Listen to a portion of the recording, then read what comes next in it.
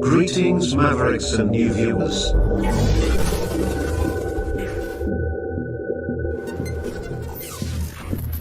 Tonight, direct and live from the Maverick News Network World Studios.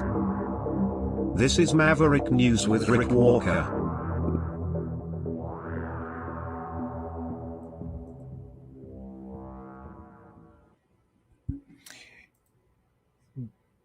Good evening, everyone. Welcome back, Maverick family, to the Maverick News Channel. The trade war escalates. Trump's tariff tantrums continue. He's hoping for a deal with China, but says he's not going to meet with Canadian officials. He says he's just going to let it ride.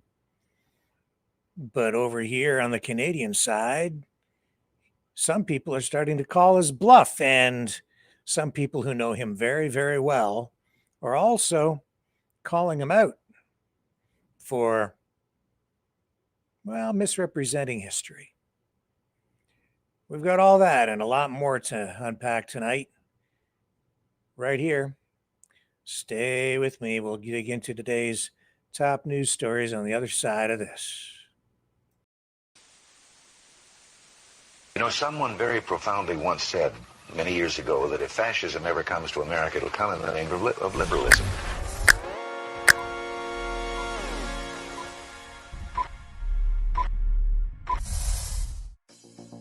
Well, I think it's time we ask ourselves if we still know the freedoms that were intended for us by the Founding Fathers. If we lose freedom here, there's no place to escape to. This is the last stand on Earth. The entire world is watching. Every dictator, every crazy dictator in the world is watching.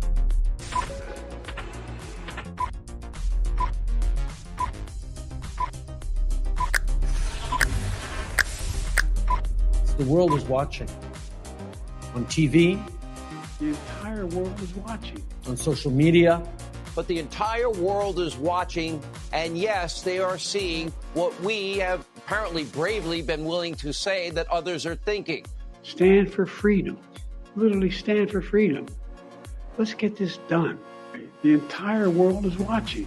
We're at war with the most dangerous enemy that has ever faced mankind in his long climb from the swamp to the stars. Maverick News. Maverick News. Maverick News. Let me have more control of my own destiny. The world is watching.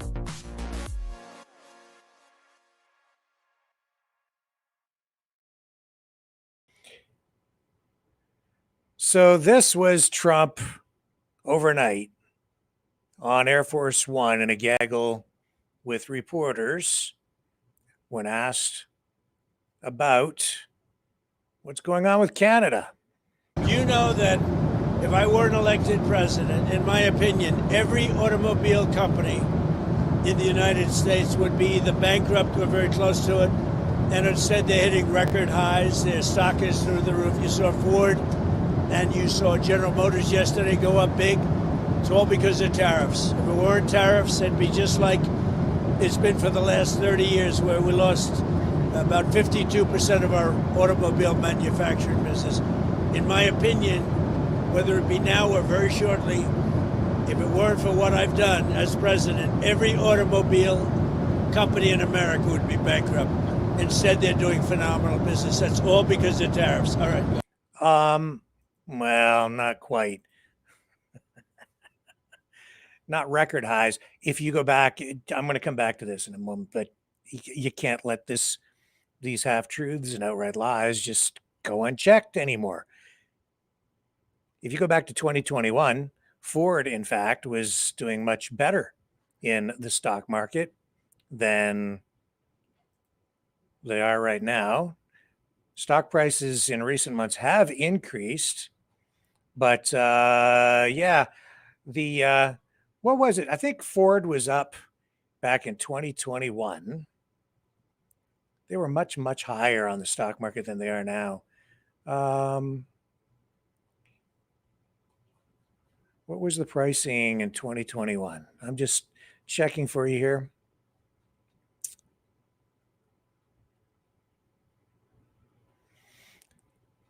So GM stock price as of today, I believe, is like $69, $69.38.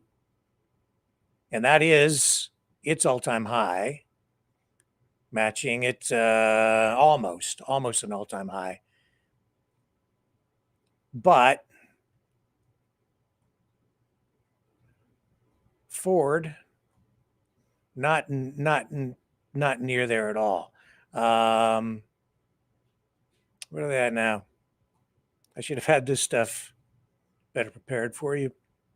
Bottom line is this: the Ford stock prices were actually much higher back in 2021. The industry is more stable. And I did have these numbers lined up for you, but then I've kind of lost my notes. And I want to be accurate if I can be. So Ford is at 1326, and their one-year high was 1397. And it has risen like 28%. It was down to $10.29 a year ago.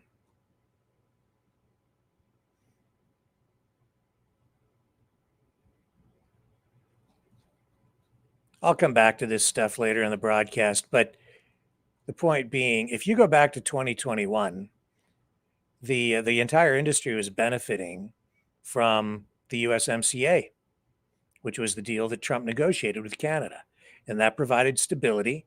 And under those conditions, the auto companies were enjoying more stability, growth. They were rebounding from the pandemic. And the stock prices were increasing substantially. And that was because of the USMCA, which created essentially free trade between especially Canada and the US, as autos and parts produced in both countries are flowing back and forth across the border with pretty much tariff free, which is, I thought, what Trump wanted. But no, that isn't really what he wants. This isn't about really he wants the auto industry. He just wants all of our car plants from Canada to relocate to the US right now. And that's what he's after. But that isn't about making the auto companies more efficient. And if you go back when Trump was first elected, this is a fact. The auto industry executives in North America went to see Trump, and they were opposed to his tariff plan and told him that this was costing them big money, increasing the costs of producing automobiles in both Canada and the United States, and they wanted him to dial it back. As a result, he did actually put a pause on the implementation of the tariffs at that time to give them more time to sort of adjust, but they're still facing increasing pressures. And don't forget that increasing prices result in inflation, which can also result actually in higher stock prices too. Everything's going up, but it doesn't mean you're getting more value for your money. It's leaving you overall poorer. And it's making North America the most expensive place in the world to produce automobiles. So that means that the United States is going to be pulling inward and will be less competitive and unable to export automobiles to other parts of the world. Not that the U.S. exports that much to other parts of the world other than Canada now. Let's go back to Trump's gaggle. On the flight yesterday, you sent out your Truth Social about the Canada tariffs. Can you walk through when you expect those to take effect? And can I ask why? No, we're gonna let them know. Ronald Reagan loved tariffs. He used them sparingly, which he probably would make a mistake. He made a mistake in that. And again, he's lying.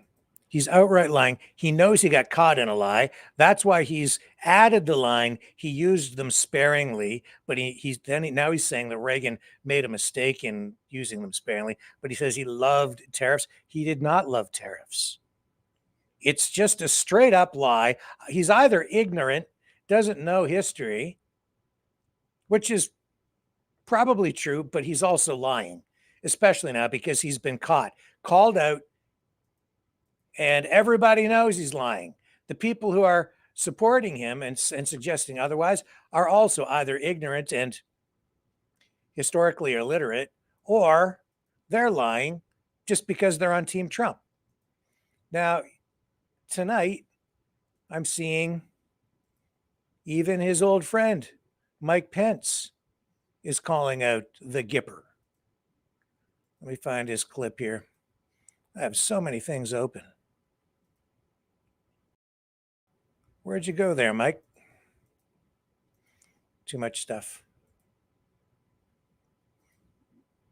I'll just bring it back up over here. So Mike Pence, former VP, vice president, Trump's vice president, pretty steady hand. I remember when Trump was first elected, I was watching some of the first media exchanges that Trump was engaging in. And he was sort of putting his foot in his mouth all the time, getting himself into trouble with the media. And it was Mike Pence who kept rescuing Donald Trump. Trump was saying stupid things. Pence would come in, and I kept thinking, yeah, Trump is the cleanup man. Every time Trump steps in it, he's going to be there to provide the correct words and keep things on track. Here's Mike Pence on Twitter saying, Reagan versus Trump on tariffs. The Gipper was a free trader, no matter what the current president says. And he's linking to a Wall Street Journal article, an opinion piece, an op-ed, Reagan versus Trump on tariffs, which we don't need to get into. But the point is, the more I look at what has gone on, and hindsight is conveniently 2020, Pence was a good guy for Trump to have. He was a solid choice, but in the end, he ended up calling him a wimp. We just saw those notes released by Pence, made public over the weekend about his final January 6th phone call with Trump. Trump called him, insulted him, called him a wimp. In fact, he had to put up with Trump's crap for 4 years.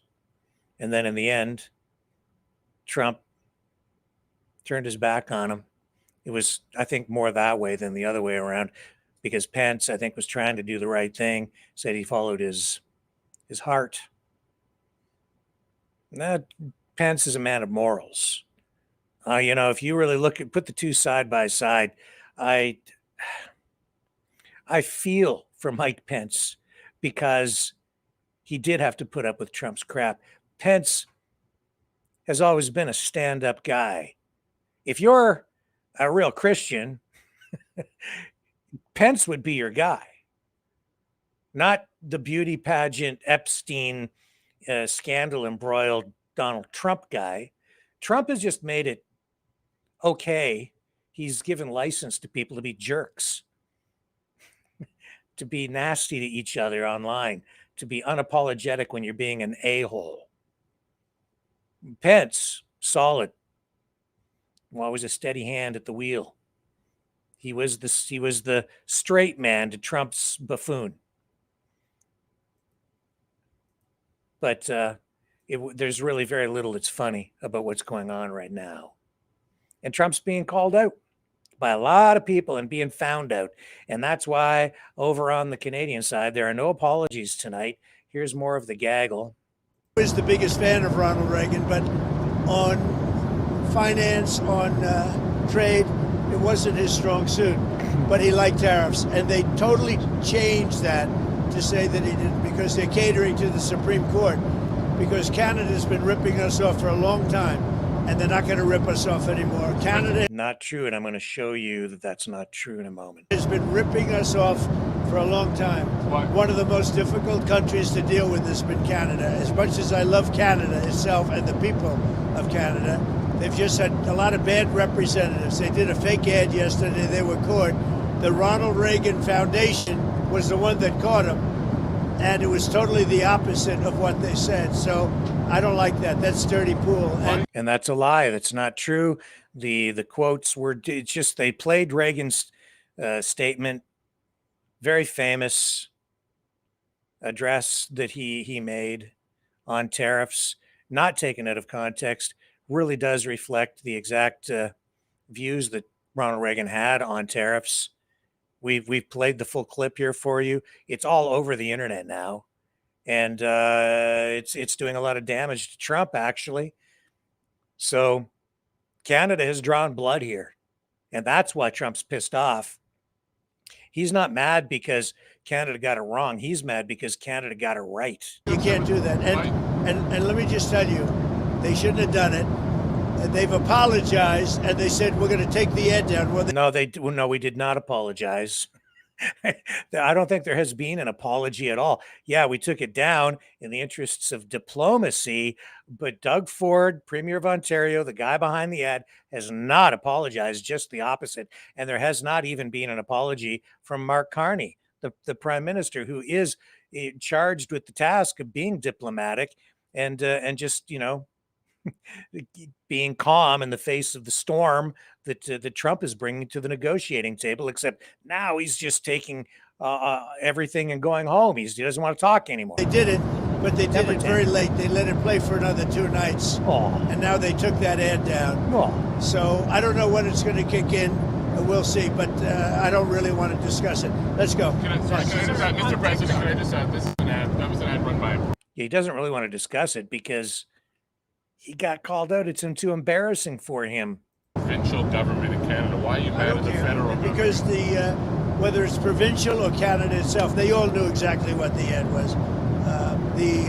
And Trump is more alone than anybody realizes. He looks like he has all the support. He's just being a bully, and he has everybody around him living in fear. Look at Marco Rubio right behind him. One of the smartest guys Trump has on his team. He used to, in the debates when they were running for the nomination, for the Republican nomination, he was up against Rubio, and he called him Little Marco, belittling him, right? And look at him now. Like he's got, a very prominent position within the administration, and Rubio has his own set of issues, to be sure. But there he is. He just keeps his mouth shut, does as he's told, sucks up to Trump. He's afraid. He's the smart guy, but he's playing the long game. He's being smart, but you can tell he's like everybody around Trump. They're all afraid. Everybody's afraid of him. But Canada's calling his bluff. And it's time a bunch of people did. A lot of people are saying, you ain't so tough. Prime Minister knew, everybody knew. The Prime Minister knew what the ad was before it went. Will you see him? Elbows up. All these separatists, pro-American Canadian influencers, pseudo-Canadian influencers saying, oh, where are the elbows? The elbows down. The stupid no, you know what? This is exactly what this is. This is elbows up, baby. APEC, do you want to meet with them? I don't want to meet with them. No, I'm not going to be meeting with them for a while. No, I'm very happy with the deal we have right now with Canada. We're going to let it ride. Well, we have... Okay. Well, it's a bad situation. Nobody really ever wins in a tariff war. But I'll tell you this, Canada is not weak. Canada is very strong. Canada has a lot of cards to play. We're not as big as the United States, but we are an important trade partner. Doug Ford knows it. And like I said, he is not apologizing. Quite the contrary. Here's Doug Ford today defending what he did, defending his decision to run the ad. And I wanted to get the message out there. We achieved our goal, and now we paused it. We didn't have to spend the $75 million I thought we would, a fraction of that, and I'll get the numbers for you shortly.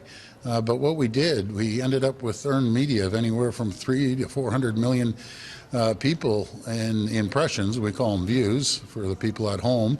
But I was getting constituents calling me saying their relatives in India saw it, in Italy, Portugal, Scotland. My niece in UK said it was running all over, and every outlet in the US. So we achieved our goal, and now we put it on pause. Have you talked to the Prime Minister about this, and what's? I mean, he was pretty measured in Malaysia today. Sure. About you and about this situation. But how are relations with the Prime Minister? Are things strained now because of what's happened? Not at all. He saw the ad before I put it out, so did his chief of staff. They both saw it, and we moved forward on it. But again, we achieved our goal. As we say, mission accomplished. It was done. They're talking about it in the U.S., and they weren't talking about it before I put the ad on. So I'm glad that Ronald Reagan was a free trader. The Prime Minister was explicit today in saying that it was the ad that derailed negotiations which were moving ahead. With that in mind, why don't you feel you owe Ontarians an apology? For sticking up for Ontarians, well, let's talk about a so-called imminent deal. I've been hearing this for month after month after month, and if there was no mention about auto. It's about steel. The Americans are gouging us on steel, 50% tariff. We're at 25%, but nothing to do with auto. I am focused on, and I love the steel workers. I talk to Ron Bedard, CEO, every second day at Dofasco, supporting him, Algoma, up in Sault Ste. Marie, protecting jobs. But I'm here, my job is to protect jobs here in Ontario. There's no mention whatsoever of auto. I feel like it slipped to the side.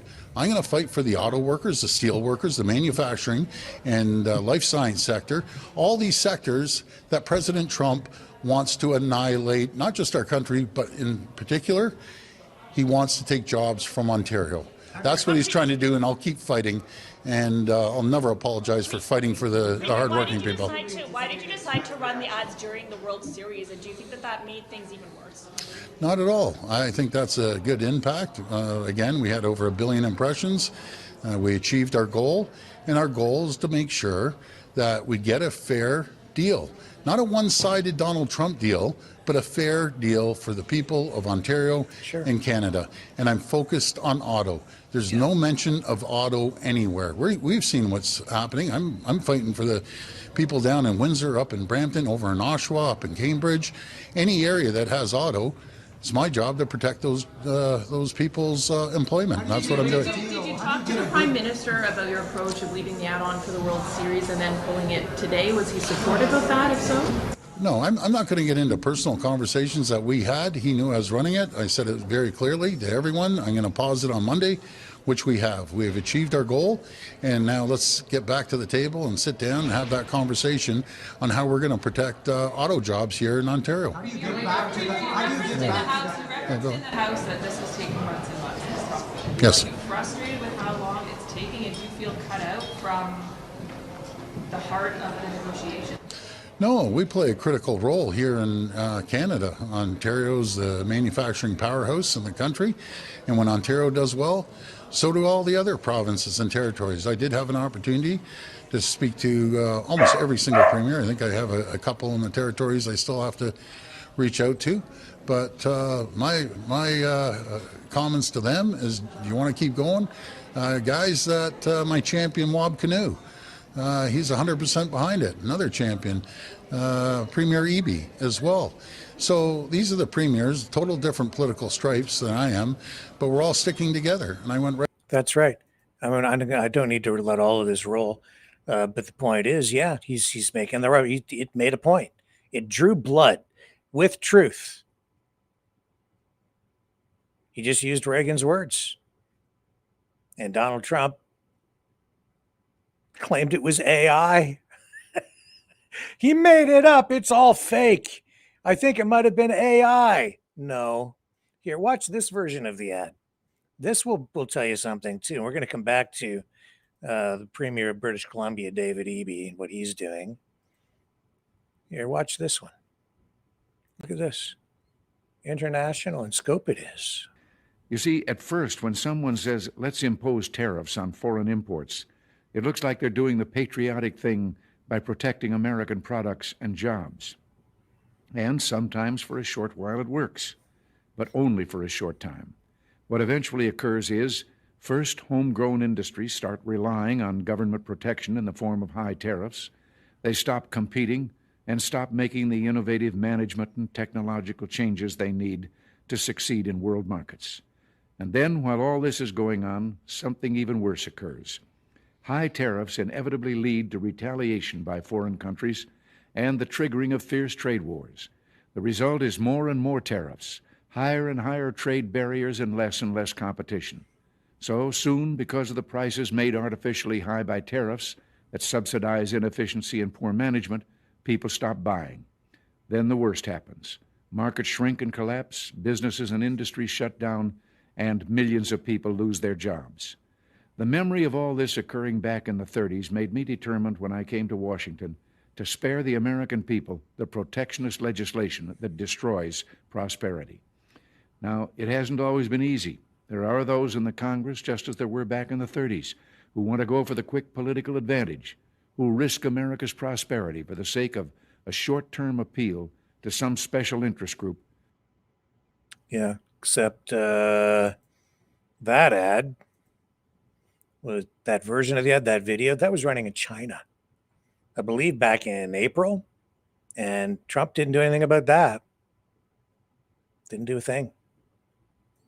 Because he only picks on weaker or opponents that he perceives to be weaker than himself or of the United States.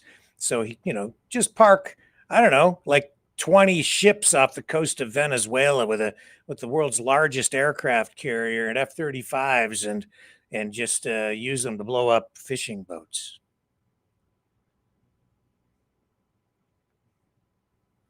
Go after Canada and the auto industry in Canada, because what does he really want? He wants to take the auto industry from Canada. He's the one stealing the jobs. He's the one who's ripping off, not Canada. Here, I've got this chart to show you. Auto exports. You think Canada doesn't have any clout? No cards to play? Yes, we do. It's a numbers game, and Trump is not looking at it entirely correctly. Now, see, I've mentioned this in the past. Canada is much stronger than anybody realizes. Not because, see, we're not as big as the United States, but we are a major trading partner with the U.S. We export about $58 billion worth of automobiles every year. The United States exports about 140 billion, number 6 on this list of countries by vehicle exports. This is a chart showing 2024 from Klaus Kellerman. The thing is, the United States is not, it's not like one of the top auto producing companies. They export 144 million, but they are not cost competitive. They are an expensive place to do business in, especially in the auto industry. And based on their size, the size of their market, they are not one of the, they're not a competitive country. As a result, they import $391 billion every year worth of automobiles. That's why they have a huge trade deficit. A lot of the vehicles that go in there come from Canada, but not all. I mean, they import 391 billion. The majority of vehicles manufactured in Canada, of the 58 billion that we export every year, majority goes to the United States because we're so close in proximity, and because our industries have the industry has always been integrated between the two countries from its very inception. And with the negotiation of NAFTA and then USMCA, it became basically a tariff-free and more efficient industry. But Canada is also a great importer of automobiles, 90 billion. We import almost double the number of automobiles than we produce. And of that, the majority of them come from the United States. Some come from other countries like Japan, Korea, Vietnam, China, Mexico. We import, though, $90 billion worth of automobiles. So we also have a trade deficit. The thing is, because the majority of the vehicles that we purchase from the United States, if we stop buying cars from the US and only buy cars, if we as country were to just start buying cars from Mexico, China, Japan, Europe, say look, we can buy Germany, China, Mexico, and Japan. The top 5 countries alone dwarf what the United States does in terms of exports. And we can just, if you pulled out all of the Canadian money that we spend on US cars and trucks every year, it would devastate the US auto industry. It would just gut it. Leaving only, it would be the market they have would then end up being smaller than the entire Canadian auto industry if you removed what we buy here in Canada alone. And it would be very easy for us to do that. Just stop buying US automobiles. And if we started buying more from other countries like Korea, South Korea, if we did more business with them, if we did more business with Mexico, then we could open up maybe the taps and start exporting more to those countries as well, especially over to Europe. So they're very vulnerable. The United States is not the economic powerhouse that Donald Trump wants you to believe. The reason he's behaving the way he's behaving is the opposite. They appear to be very affluent. It's like when your neighbor has 2 new cars and a brand new house and a swimming pool in the backyard, and they seem to be living a life of affluence. But the reality is, when I see somebody driving down the road in a high dollar sports car or a $150,000 SUV or a Lamborghini, you know what I see? I see debt. That's what they have, and that's what's going on with the United States. They just have never paid off their bills in decades, so they owe now $38 trillion. They appear to be extremely affluent, the richest country in the world. They're the biggest debtor country in the world because they've been living beyond their means. China is on the rise. They own a lot of U.S. assets, they carry a lot of U.S. debt, actually. So they own, in essence, a lot of the United States now. The tables have turned. They owe a lot to the U.S. because it was Nixon, really, and a lot of the decisions he made back in the 70s that helped lift China up and get them into a position where they could grow and become an economic powerhouse, the one that they are today. But Trump, he's trying to take things. That's why he's down in Venezuela right now. He wants the oil. He wants Venezuela's oil. And they're using drugs as a pretext for some sort of an invasion. So they can move in there, and if not take over the entire country, by ousting Maduro, they'll take the oil. But of course, that wouldn't play well with the public. So the justification has to be drugs, because who can defend the drug trade or drug dealers? That's a story, we'll continue to elaborate on. But make no mistake that that's what he's after. The oil there, he's after Canada's oil. As I said the other night, he's also after Canada's other resources: uranium, nickel, lumber, water, gold. Canada has huge gold reserves in Ontario and Quebec. We have mineral reserves. He'd love to get his hands on all that. But of course, the crown jewel, the main objective is to take the oil, because there's so much oil out in Western Canada. He's after that.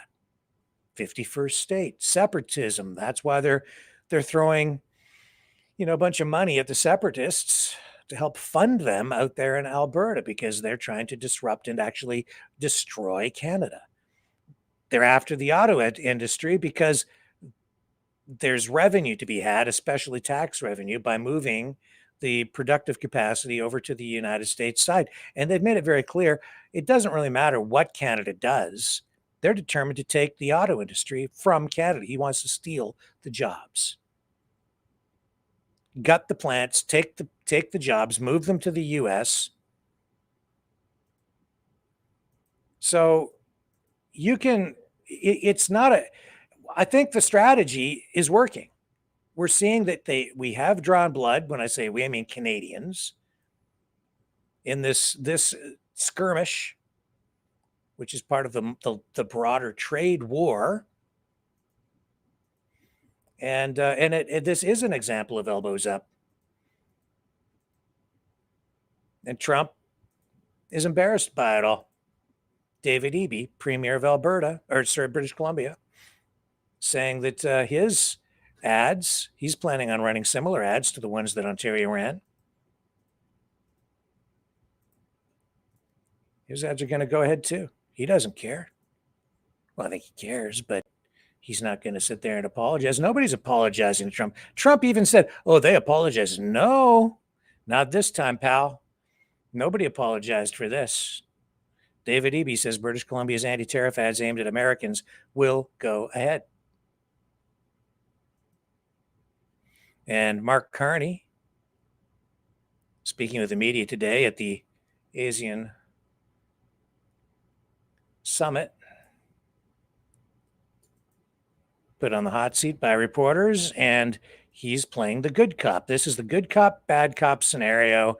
The premiers get to take an aggressive stance, and it's up to Carney to be the good guy because he has to sit across the table from Trump. So he chooses his words very carefully. And here he is at the ASEAN Summit being very diplomatic. But listen, there's no apology here. Symmetric, those arrangements. And that's how we tend to do trade, but the U.S. does it differently. It's not how we tend to do trade. That is how we do trade. And the exception is the way the U.S. is doing trade. Next question, Ian. Ian Austin from the New York Times. When you made several concessions to the United States, dropping the retaliatory tariffs, the digital tax, and so on, you were challenged, and you said there's a time to push back and there's a time to talk. Well, the talks ended. Well, they just ended. Yes. Yeah. So, I mean, are we back into retaliation? Does this open the door to things like removing the EV tariff? Look, I wouldn't speculate on that. I'd say the following. I mean, you can speculate. I'm not going to speculate on that. I'd say the following. The approach that the previous government put in place in terms of retaliation and that we kept on for a period of time, the reality is that Canada was one of only 2 countries that had retaliatory tariffs on. So everybody had focus, but only 2 countries had those in place. And the value of those retaliations was diminishing. Remember that tariffs, we put retaliatory tariffs on, there is a cost at home for those tariffs. They were designed to minimize those costs, but there's still a cost at home. And those costs build up over time. So we took the decision, we stand by it in terms of taking those down, taking those off, and then we made the progress that we did. And remember, I've been saying that too, that what people don't realize is, yes, some tariffs are put in place as counter tariffs, but a lot of them have been removed because they are a tax on the company that is importing the goods. And ultimately, if Canada places tariffs on U.S. goods, that filters down into higher prices for Canadian consumers.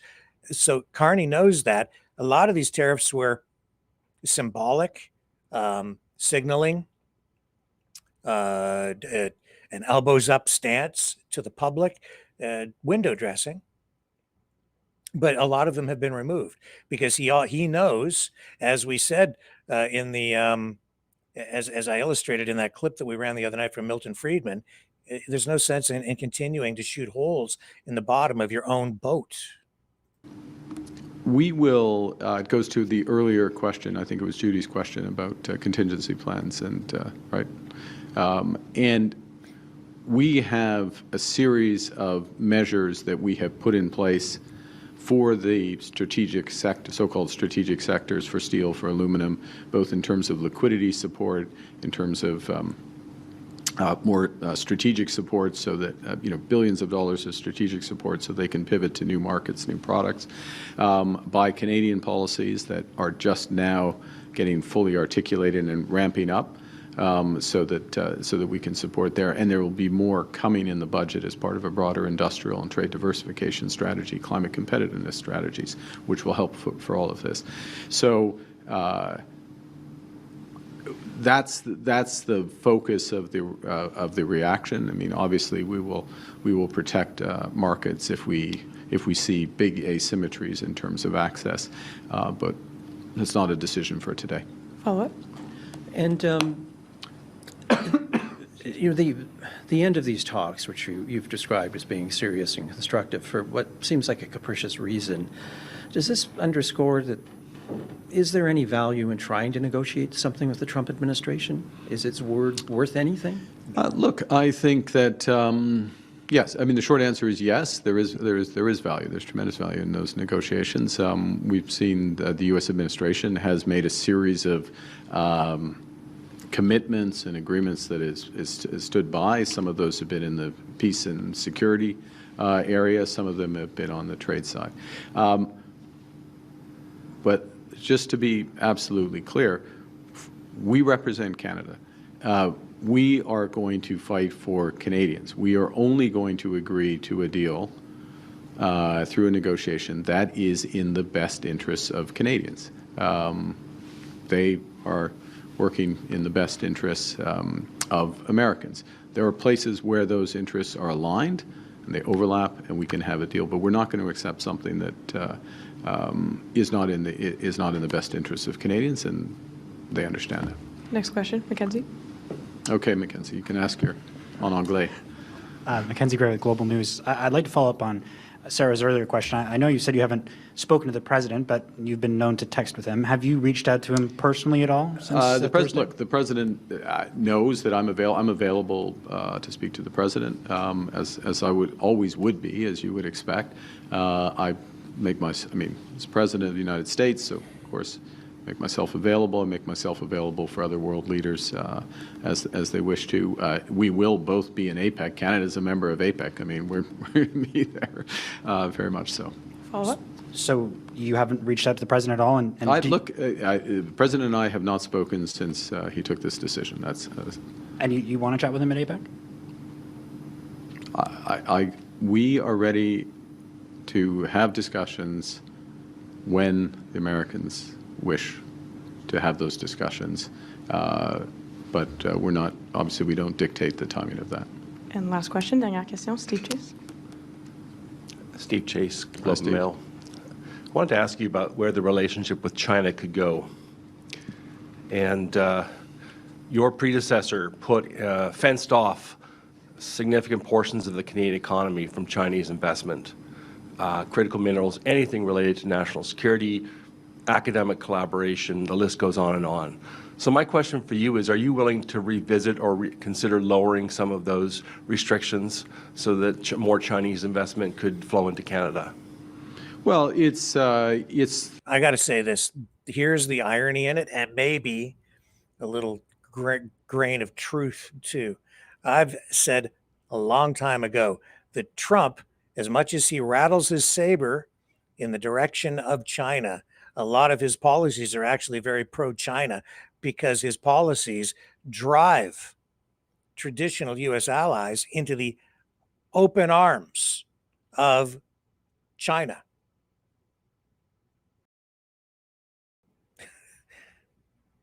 And this is where we stand today. We're really at a crossroads. Do we do more with the United States or more with China? Now, Europe is there, and we can do more with Europe, but really to replace what we have with the United States or to forge a new path on a similar kind of scale, China is where you have to look. And Donald Trump is driving us toward China. That in itself, I think, is politically a trap, one that Donald Trump has potentially laid for us, but isn't there? Therein lies the irony. Carney, a little too smart to, I think, take the bait, and probably anybody that would be in the prime minister's chair, I would hope, would be too smart to take the bait.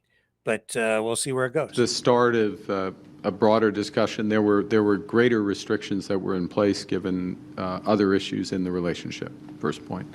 Secondly, there needs to be a resetting of expectations, or we're in the process of a resetting of expectations of where the relationship can go, the extent to which we have different systems, where the relationship can go and where it won't go. And that's part of the discussion that has begun. I think what is absolutely clear is that a relationship, for example, where there are extreme restrictions on travel between our two countries is an unusual place for the Canadian-China relationship to be, given the history of the relationship, given the long history of travel between our two countries. That is one example. It's a very obvious example that progress can be made. There are issues, as people well know, in agriculture, for fishery goods. There's issues in manufacturing and others, and we will explore what we can build on. Relationships rebuild over time when they have been when they have changed for the worse, and so we have a lot of areas on which we can build. And look, last point, which is that this is our second largest trading partner. This is the second largest economy in the world. This is one of the most influential actors in terms of the global system, such as it is, and it is a country with whom we had no senior level contact for 7 years until I met Premier Lee in New York. So we're starting from a base, and we can move quite substantially. We're starting from a very low base, and we can move quite substantially before we start to get to sensitive areas. Would you like to, or is a free trade agreement with China out of the question? And if you could, would you drop EV tariffs against?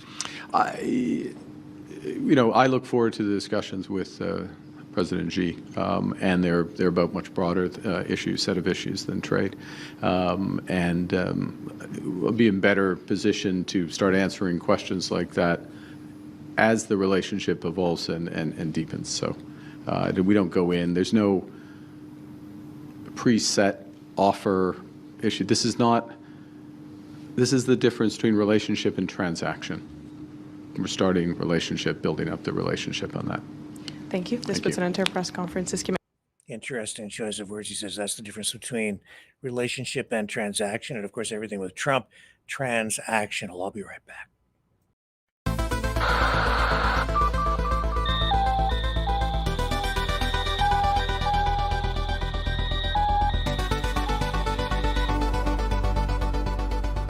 Maverick News isn't just a news outlet, it's a community of truth seekers. Your donation at freedomreporters.com fuels our mission to report the stories that mainstream media won't touch. Thank you, Maverick family.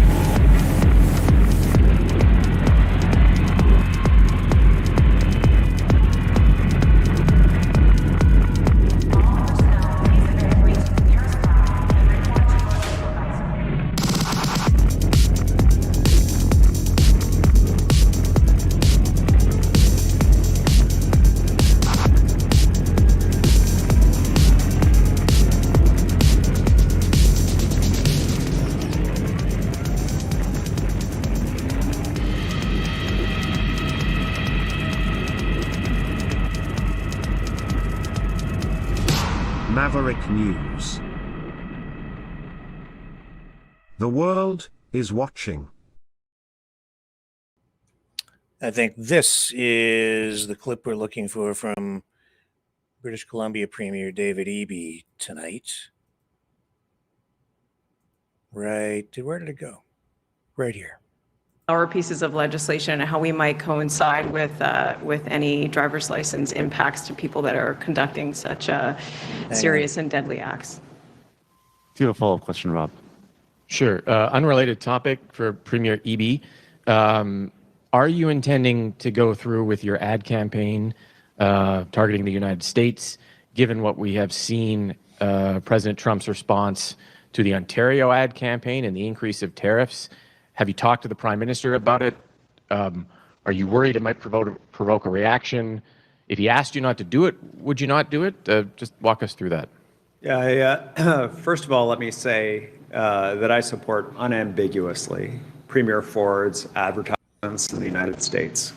It is absolutely essential that we talk to Americans about the implications of tariffs, about the fact that trade policy in the United States right now is governed not by logic, not by economics, not by relationship, but by something else entirely, and by one individual in the White House. And the best example that I can give of that is the fact that Russia has better access to the U.S. market right now for softwood than Canada does.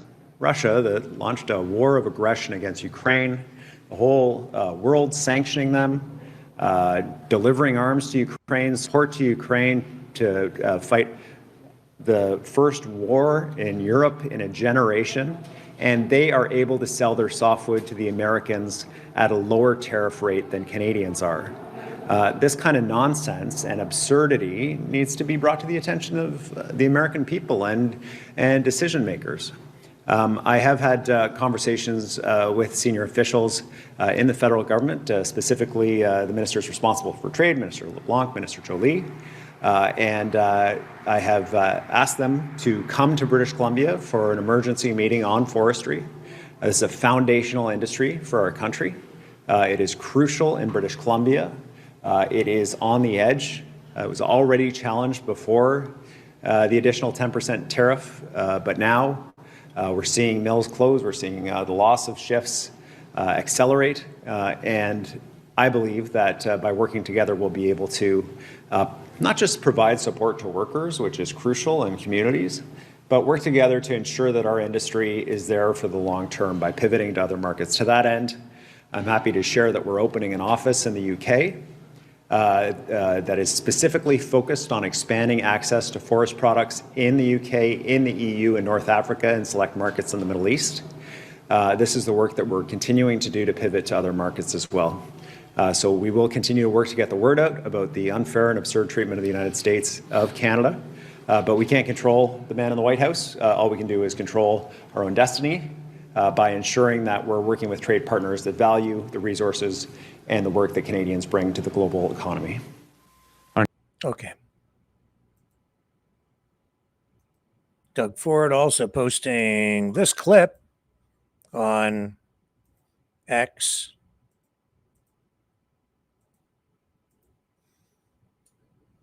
From ABC News. Doug Ford, he's the feisty Ontario premier who refuses to kiss the ring. So now President Trump is slapping an extra 10% tariff on imports from Canada.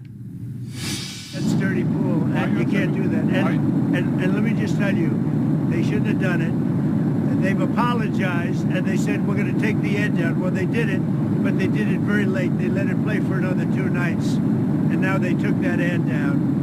So I don't know when it's going to kick in. We'll see, but I don't really want to discuss it. Well, in case you missed the Ontario anti-tariff ad, this is how it all started. Premier Ford taking President Trump's hero and basically using it against him. When someone says, let's impose tariffs on foreign imports, it looks like they're doing the patriotic thing by protecting American products and jobs.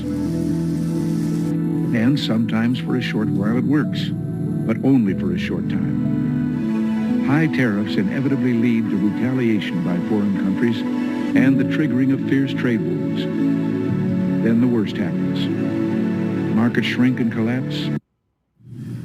And as you could hear, the ad uses parts of President Reagan's 1987 speech on tariffs, making the point that they can lead to dangerous consequences.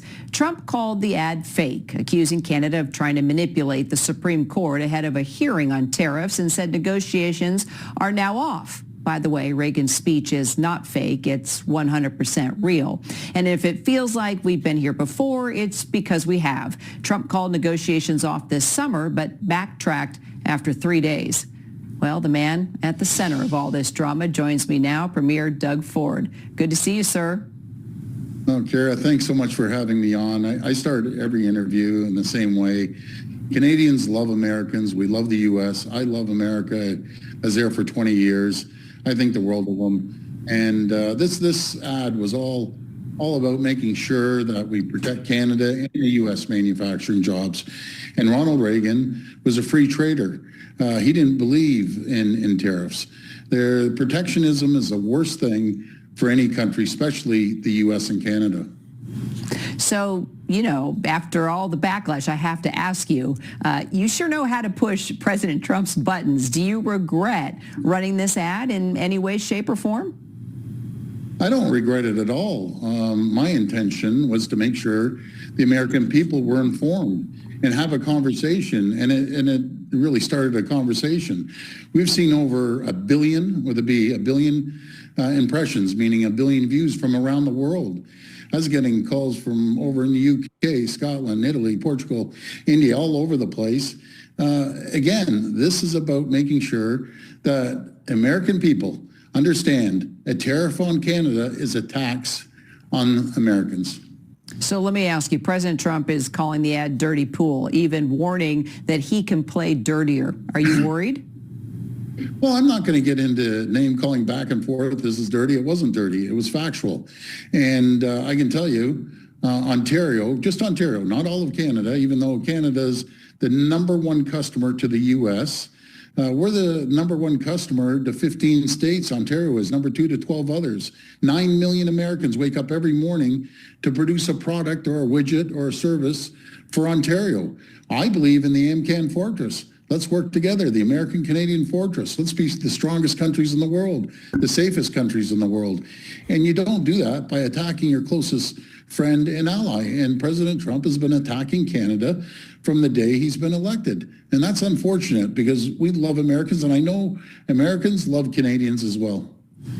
It's always been a very solid relationship for decades and decades, that's for sure. Your Prime Minister, Mark Carney, put out a statement over the weekend, Doug, as this ad played out during the highly watched World Series, we should point out, saying it is the sole responsibility of the government of Canada to have these tariff negotiations with the United States. So I'm curious, after that statement that he put out, what's Carney telling you today? Does he want you to back off?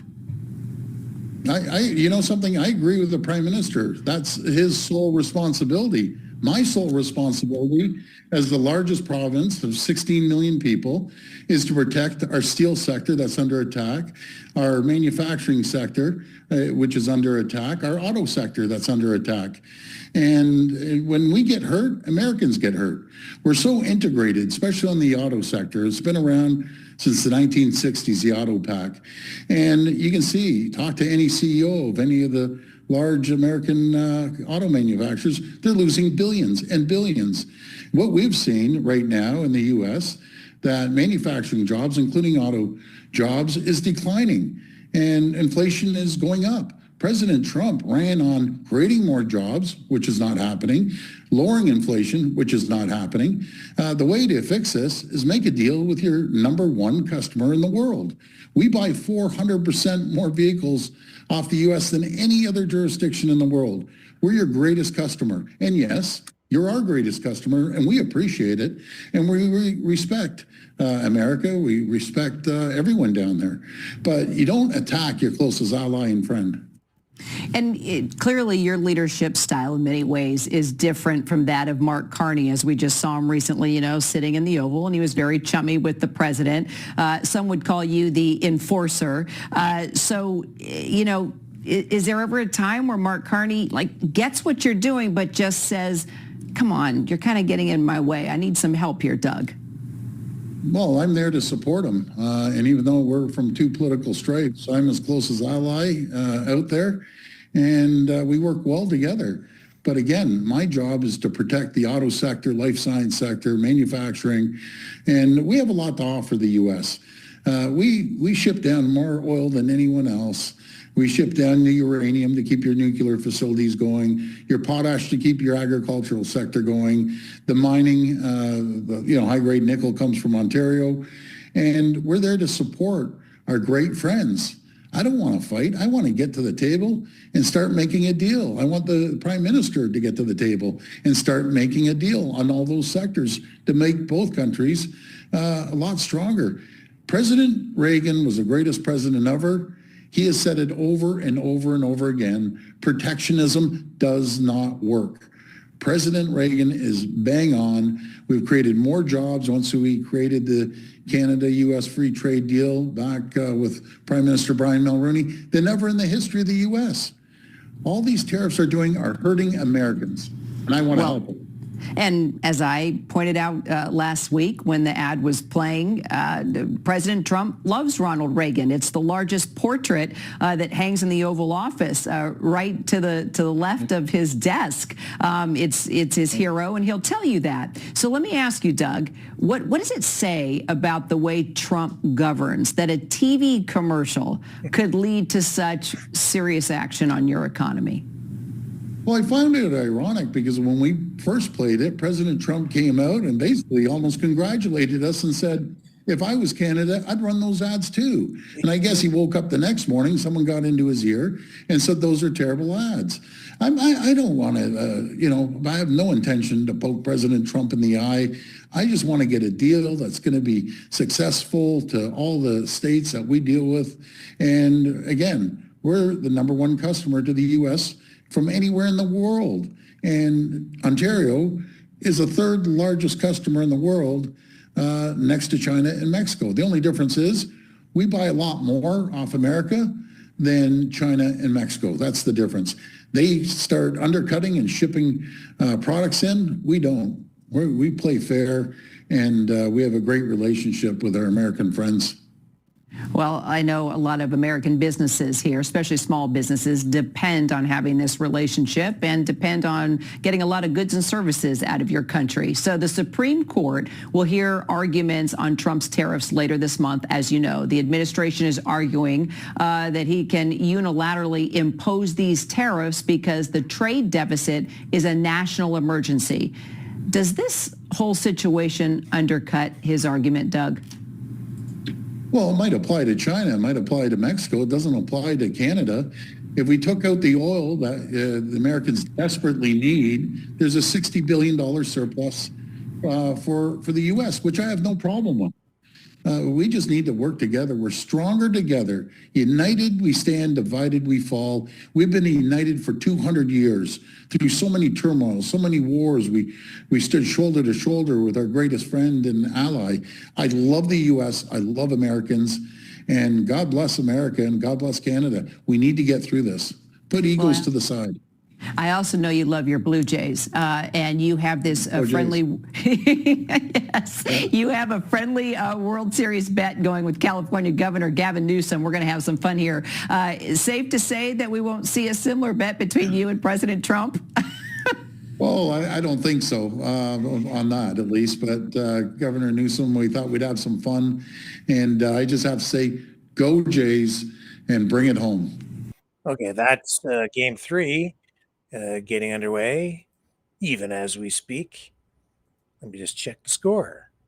It is 0-0. I think the game started, the broadcast started at 8 p.m. I'm not watching because I'm on here with you, but I've got an eye on a scoreboard over there. Again tonight, game 3, season, the series evened up at 1 game apiece, as you all know, and a lot riding on that series, the World Series. It isn't just about baseball, it's about national pride. I'll be right back. We have other news to dip into on the other side of this.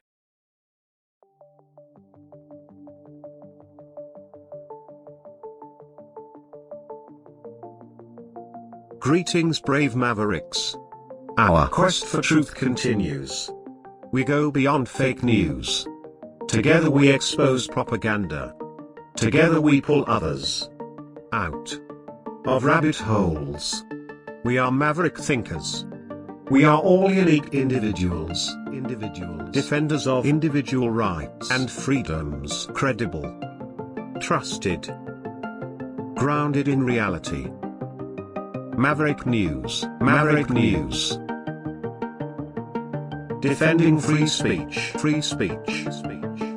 Donate at freedomreporters.com. Do it now. Tomorrow may be too late. Maverick News. The world is watching.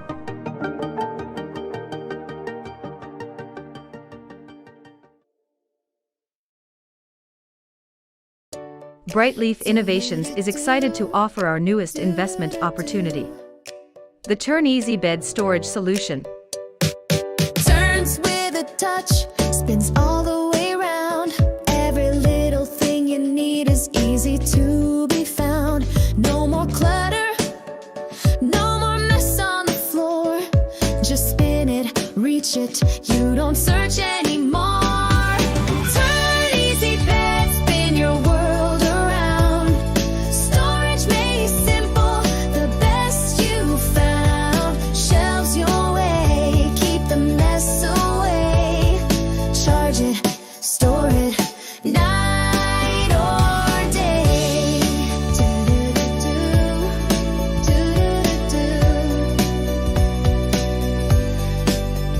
Custom shelves for your books or your tech. Cozy space for your treasures to protect. Built-in power when you need to recharge. Smart design that makes your bedroom feel large. Turn Easy Bed, spin your world around. Storage made simple, the best you found. Shelves your way, keep the mess away. Charge it, store it, night or day. Designed and developed by Brightleaf Innovations. Proudly Canadian and patent pending in North America. Turn Easy Bed transforms how you live. To learn more about this innovative new product idea and exciting investment opportunity, call 519-784-0222 or visit brightleafinnovations.com.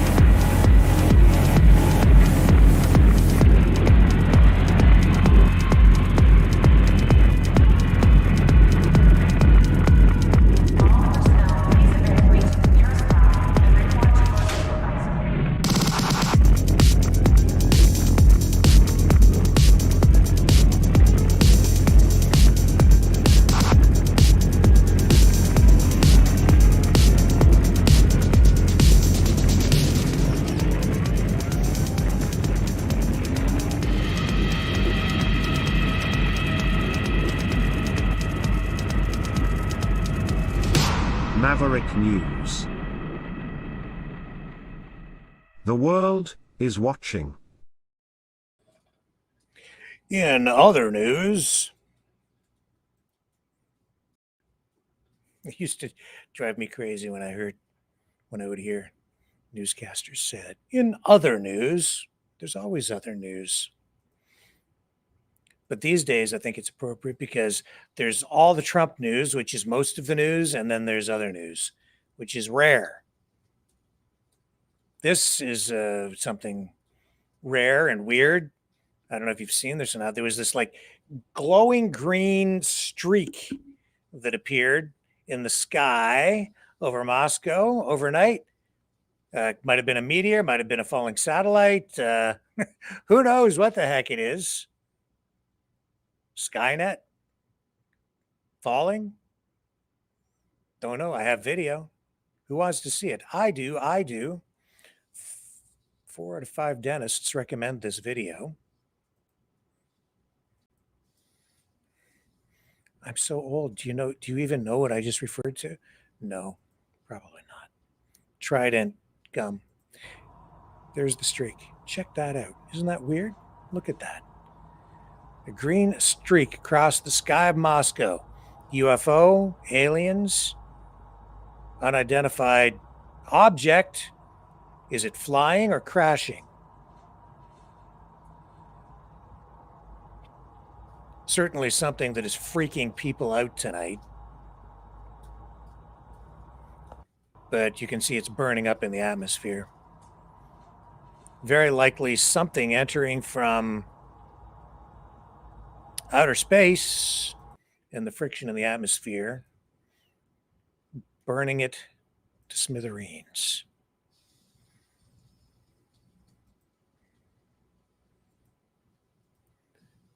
In other news, back to Venezuela, here's Rand Paul on Fox News Sunday.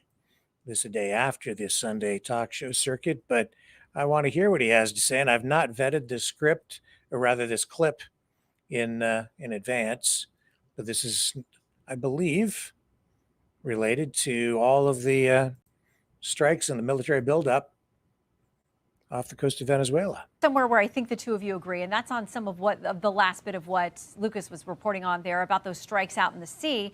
The president says there's going to be more information and briefing coming to Capitol Hill. Here's what he said Thursday. The land is going to be next, and we may go to the Senate, we may go to the Congress and tell them about it, but I can't imagine they'd have any problem with it. I think they're going to probably like it, except for the radical left lunatics. All right, so I'll start with you, Senator Paul. What do you need to hear in a briefing? What questions do you have? It's not so much about a briefing, but we haven't had a briefing. To be clear, we've gotten no information. I've been invited to no briefing. But a briefing is not enough to overcome the Constitution. The Constitution says that when you go to war, Congress has to vote on it. And during a war, then, there's a lower rules for engagement. People do sometimes get killed without due process. But the drug war or the crime war has typically been something we do through law enforcement. And so far, they have alleged that these people are drug dealers. No one said their name. No one said what evidence. No one said whether they're armed. And we've had no evidence presented. So at this point, I would call them extrajudicial killings. And this is akin to what China does, to Iran does with drug dealers. They summarily execute people without presenting evidence to the public. So it's wrong. Certainly appears that way, doesn't it? Much is changing geopolitically. The United States becoming less relevant on the world stage. Europe is beginning to fill that power vacuum.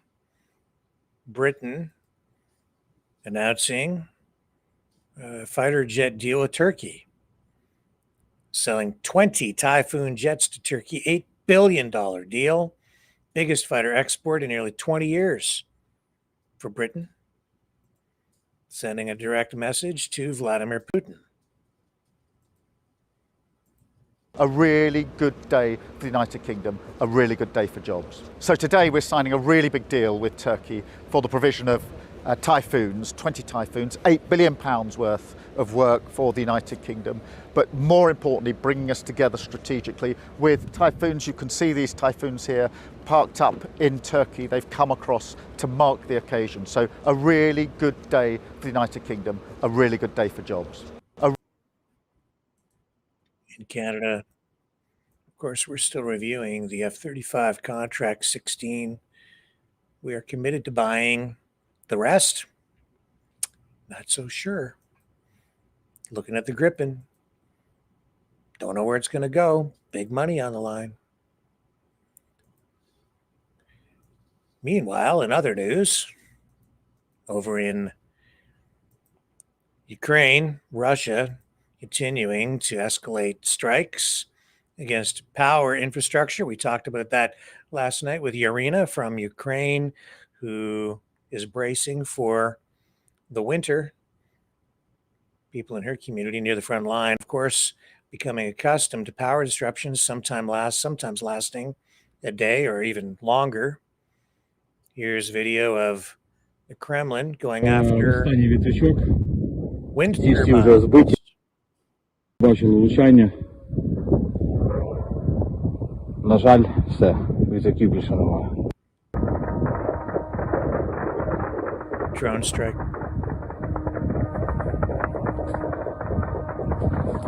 I believe that's a drone strike. Sound delay. Ворожий дрон.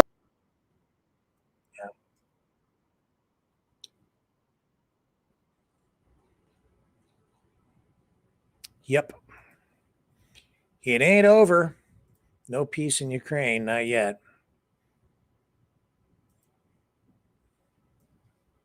Thank you, everybody, too, for being so kind to Irina in the comments last night. Nice lady. And she was expressing her appreciation back as well in my private conversation with her before and after the broadcast.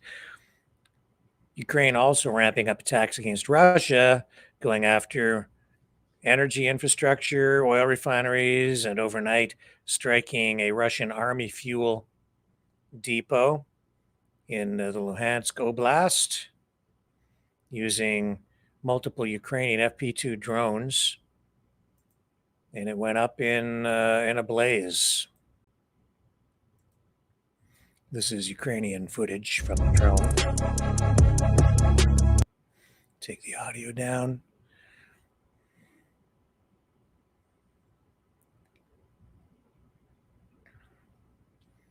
And these strikes are having an impact on the Russian side, both sides hurting each other.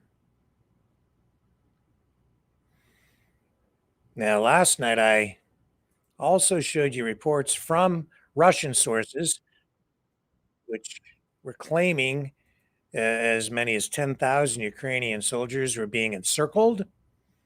I can only tell you that I don't know how truthful it is or how honest that was. I can tell you that overnight, Vladimir Zelensky came out and said those reports are fake, that the reports have been generated because they're trying to feed information to Trump and the Trump administration, but it is propaganda. What is true?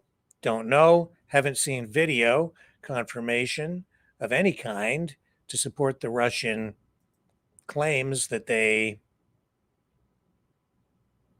have 10,000 Ukrainian troops encircled. I do know that Russia has been pushing pretty hard in some of those regions up around Donetsk. Here I've got a clip here now of here in Trump meeting with the Japanese emperor.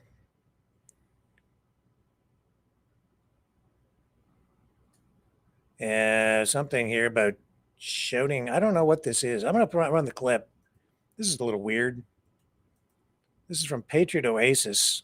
Not familiar with the Twitter channel. It says the Japanese emperor's team informed the U.S. fake news outlets that if they shout questions at President Trump in front of the emperor or at the emperor, it will be considered assault. The Japanese told the fake news FAFO. What? It's a Fox News clip. Let's run it. I don't know what this is.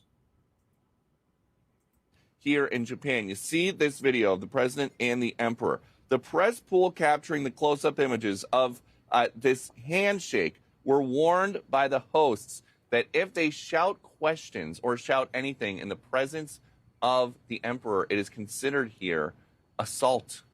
Here in Japan, you see this video of the president. I did not know that. A cultural thing, isn't that? That's different. Isn't that special? Let's go do a Truth Social scroll with the Trumpster. A few telling things on his feed tonight. Here we go. This is Not other news. This is back to Donald Trump news. Truth Social scroll.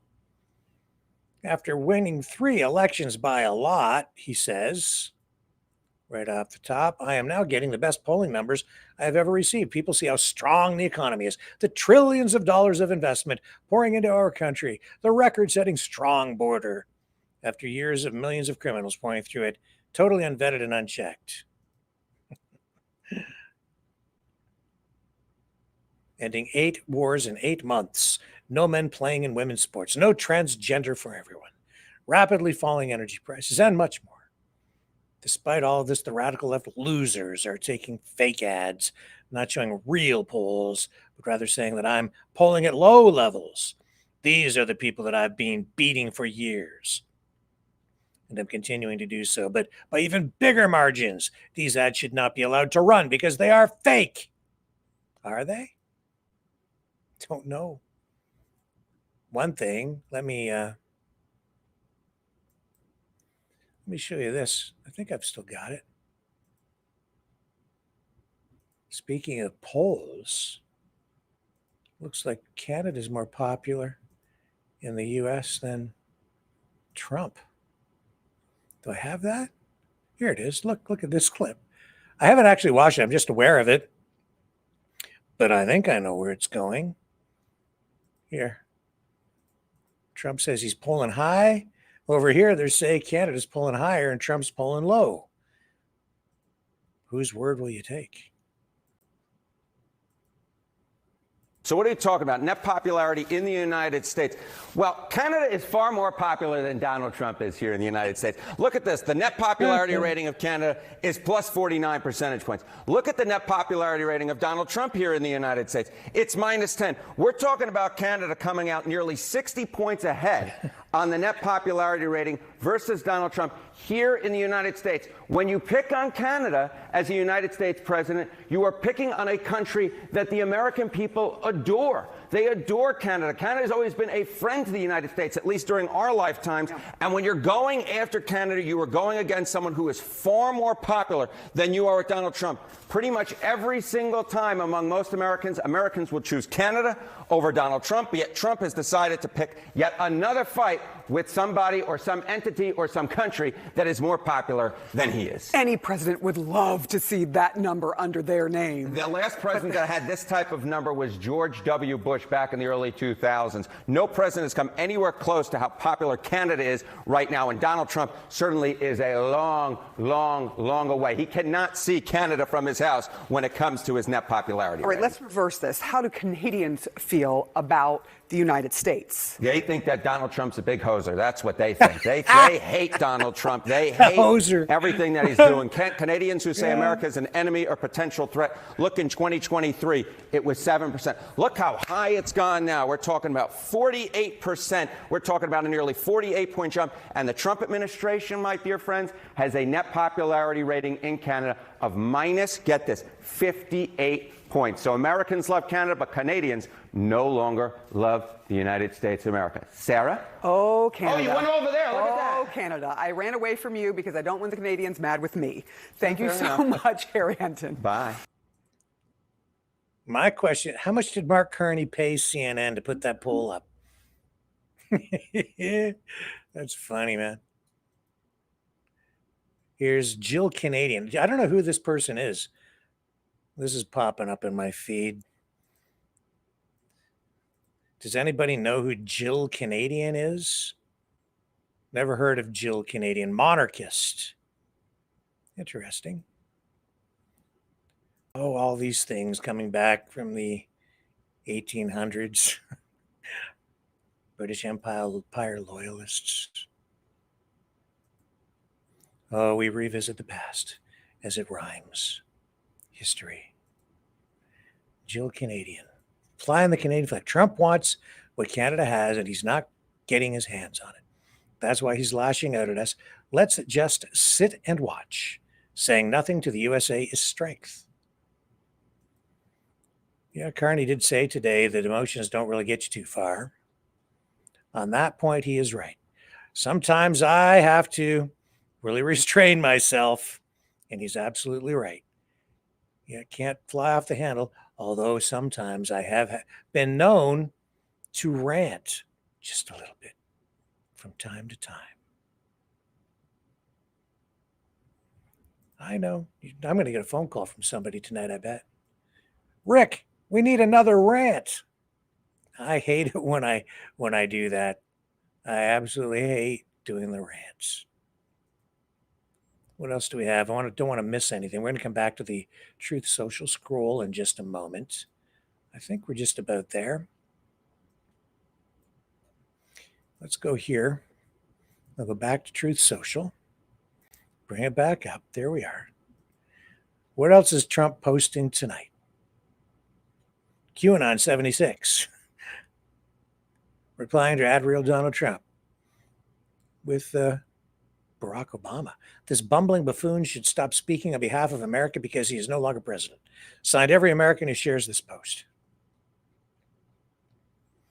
Let's go to Trump's actual page because we're not there. All right, back on Trump's page. Still got it up on the tab? We do.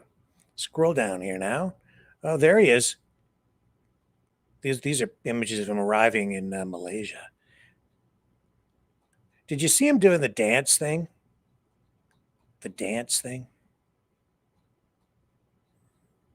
With the dancers in Malaysia? I thought it was weird. You know, it's a cultural thing, right?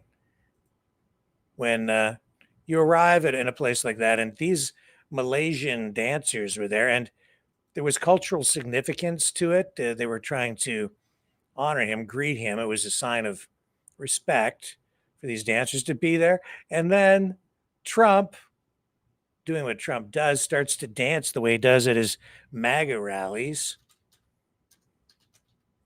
Let's see if I can find the clip. That should come up here. Here we go. This is just, oh, some people like the dancing. It makes me cringe just a little bit. Here. If you haven't seen it, viewer discretion advised. I don't mean to be too critical. I mean, if you want to dance, life is short. Weird dance.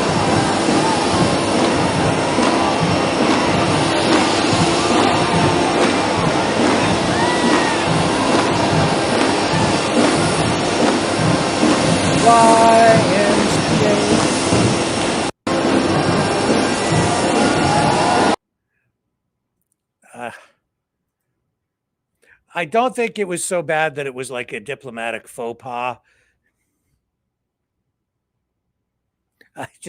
That's Trump doing the disco duck. Over in Colombia, Venezuela, they're sort of supporting each other in the face of this military buildup around Venezuela and the attacks on the alleged narco-terrorist boats. And in Colombia, President Petro says the U.S. could still look for a way to extract me with the Mossad or the CIA. He goes on and says, I don't have $1 in the U.S. I don't have any bank account to freeze. I don't feel like doing business in the U.S. They could look for a way to extract me with the Mossad, with the CIA, with the DEA to put me in a prison where my voice is not heard somewhere far from the U.S. The U.S. government has decided to choose the mafia as its ally in Colombia. Interesting choice of words. And then in this fearless post, and yeah, Trump has a lot of people around the world, even the people closest to him, very afraid. Even within the GOP right now, with the way things sit, he's amassed such power, nobody wants to speak up against Donald Trump. Well, a few people will. Rand Paul has been, selectively, but generally speaking, he's ruling through fear. In Colombia, they're standing up. No tengo $1 en los Estados Unidos. No hay ninguna cuenta que congelarme. And those of you who don't understand Spanish, de hacer We have Spanish negocios subtitles on the bottom. en los Estados Unidos de Norteamérica. Aún podrían buscar cómo se extrae al presidente de Colombia con la Mossad, con la CIA, con la DEA, para meterlo por allá en una cárcel donde no se escuche su voz en la. It's my understanding Colombia and Venezuela have a defense agreement. So if I'm not sure exactly how it works, I have to look into it more. But I think if Venezuela is attacked, Colombia will respond. So if Trump sends in boots on the ground in any way, there's a real risk that you could draw Colombia into the conflict. And the United States was instrumental in elevating Colombia out of elevating Colombia to a higher economic status by removing a lot of the drug trade from that country. That's why I think one of the biggest exports from Colombia now is cut flowers that make it to the United States. That's one of their main trade exports. But I don't know if Trump fully appreciates the work that was done down there to stabilize that region, and the work that the stabilization, that the effect of that has been actually to counteract a lot of the activity of the drug cartels, especially in Colombia. I stand to be corrected if I'm getting any of that wrong, but just off the top of my head, those are the things that I sort of remember. And everything going on down there with Venezuela risks destabilizing, I think, the entire region. Maybe that's why you have so much firepower built up. But even so, they have enough firepower down there to invade the entire region. Well, they wouldn't do that, would they? Back to the Truth Social scroll.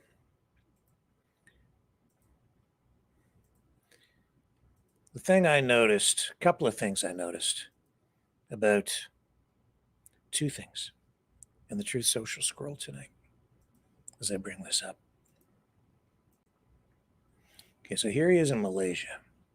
Let me scroll down. Going to come back to this one.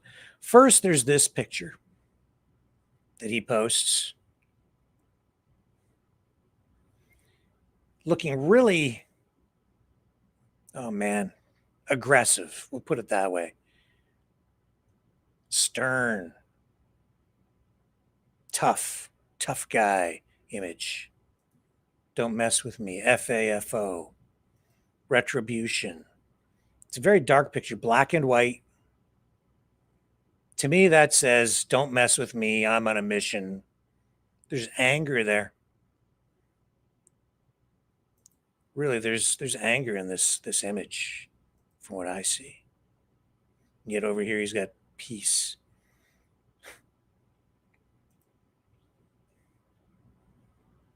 This doesn't feel like peace to me. This feels like fear. Fear. I see what's going on in Venezuela. I see what's going on with Canada. I see what's going on in other places too. And he uses the economic and military might of the United States to just get things he wants. He says he's out there brokering peace deals. Maybe so. It seems to me he's afraid to attack anybody that's even close to being equal in strength. He's only picking on weaker opponents or people he perceives as being weaker. A lot of his power comes through fear. I pointed out even earlier that Marco Rubio, I can see fear in his eyes. Wants the job. He sees in the long run, he might even get another shot at the presidency himself down the road. He's young enough. He was running for it before. He'll run for it again. After Donald Trump leaves office, he's hedging his bets, rolling the dice. He's taken his position within the Trump administration, but I look at that guy and I see fear. Don't say even one thing wrong or you're out the door, pal. Maybe worse. You see what he's done to his political opponents? Not to say that what was done to him was right. It wasn't. Maybe. I don't know. Now I'm beginning to wonder. You see what's gone on with the whole Epstein thing. You just, that's not going away. That will come back to haunt him again. He's angry. He wants to get even. All the lawfare used against him. There's real bitterness there. And the picture tonight just speaks volumes to me. But that is not the picture that spoke most loudly to me. The picture that spoke in the loudest way to me was an image just above this that seems to be much quieter. This one. He says, look how beautiful the Oval Office is now. Many of those great paintings of past presidents were in the vaults for over 100 years. Now they are for everyone to enjoy. Okay. But look at this image. There he is sitting in the Oval Office, quietly, surrounded by all the dead presidents. The ones that he chose to put on the walls. The dead presidents in the Oval Office, and there Trump sits quietly, dimly lit, alone. The strong man.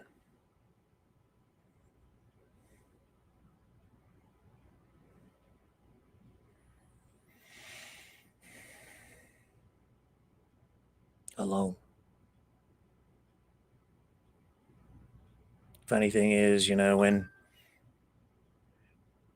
you use fear to keep people in check, when your power, your influence is derived through fear, it's really hard to know who your friends are and who your enemies are.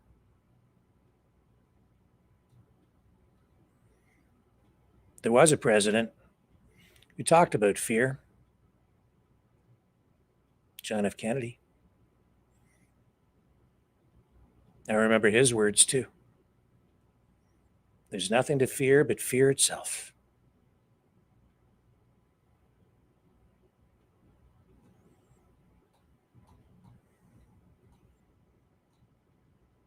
Yeah. We're going to be okay. I'll see you guys back here tomorrow night. 7 p.m. Eastern.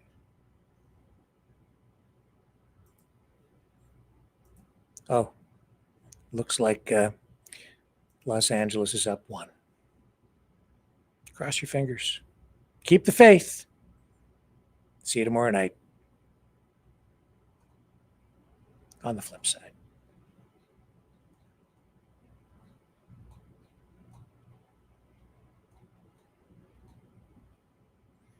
Where are you, Cosmo?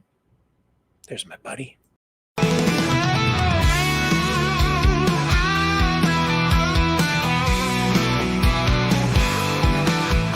I heard old Cosmo howling last night up on the hill where the moon shines so bright. He was singing a tune, lonesome dogs cry about freedom, running and touching the sky. If I leave here tomorrow, would you still remember me? Cosmo's free roam.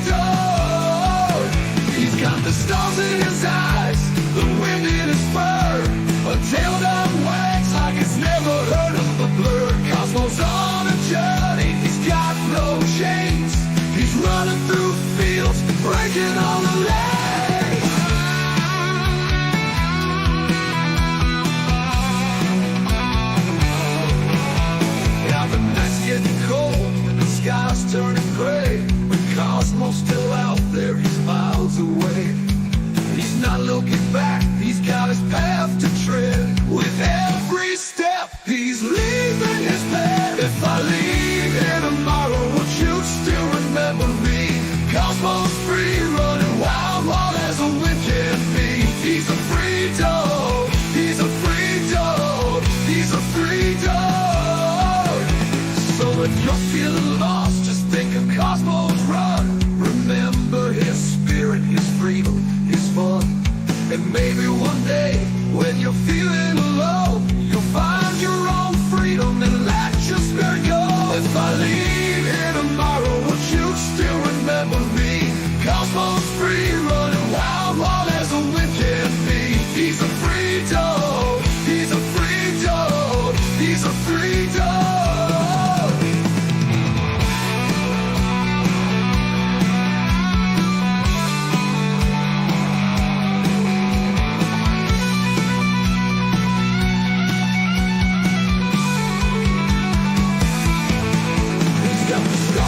Eyes, the wind in his fur, a tail that wags like it's never heard a bird, a heart full of love and a spirit so free.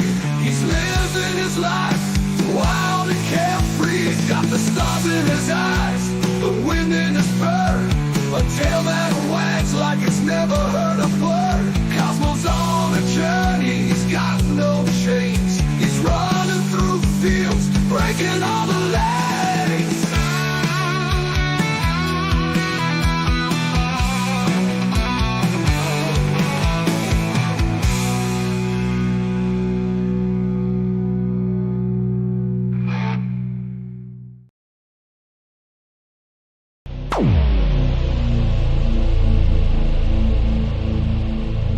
This has been a Maverick Multimedia production.